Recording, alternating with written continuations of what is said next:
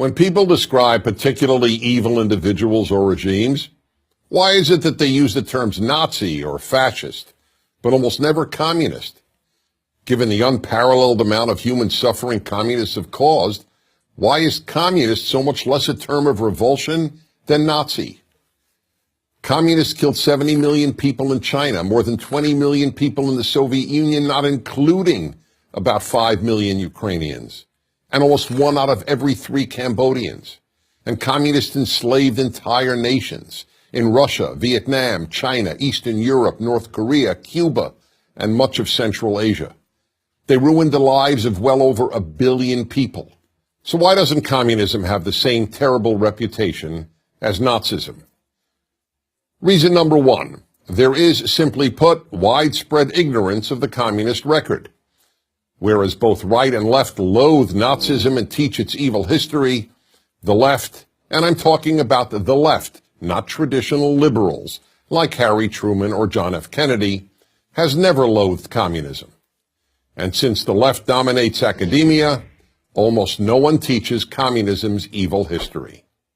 Reason number 2, the Nazis carried out the Holocaust. Nothing matches the Holocaust for pure evil.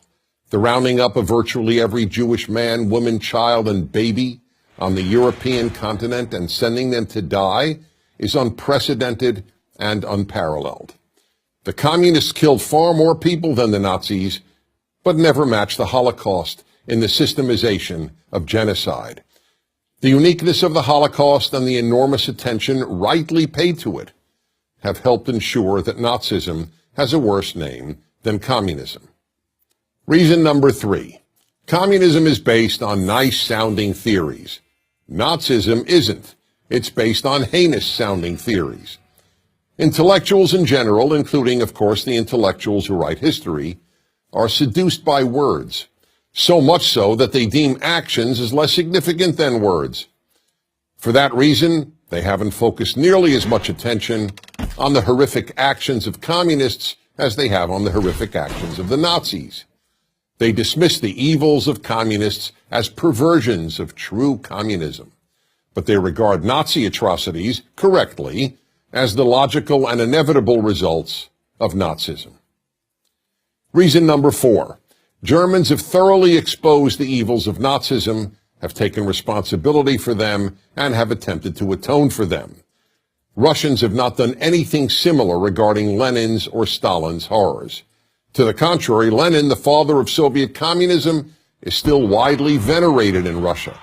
And as regards Stalin, as University of London Russian historian Donald Rayfield puts it, quote, people still deny, by assertion or implication, Stalin's Holocaust, unquote. Even less so as China exposed the greatest mass murderer and enslaver of them all, Mao Zedong. Mao remains revered in China. Every Chinese currency note has his picture on it. Until Russia and China and Vietnam and Cuba and North Korea acknowledge the evils their countries committed under communism, communism's evils will remain less known than the evils of the German state under Hitler. Reason number 5, communists murdered mostly their own people. The Nazis, on the other hand, killed very few fellow Germans. World opinion, that largely meaningless and amoral term, deems the murder of members of one's own group far less noteworthy than the murder of outsiders. That's why, for example, blacks killing millions of fellow blacks in Africa elicits almost no attention from world opinion. And reason number 6, in the view of the left, the last good war was World War II, the war against German Nazism and Japanese fascism. The left does not regard wars against communist regimes as good wars. For example, the American war against Vietnamese communism is regarded as immoral, and the war against Korean communism and its Chinese communist backers is simply ignored.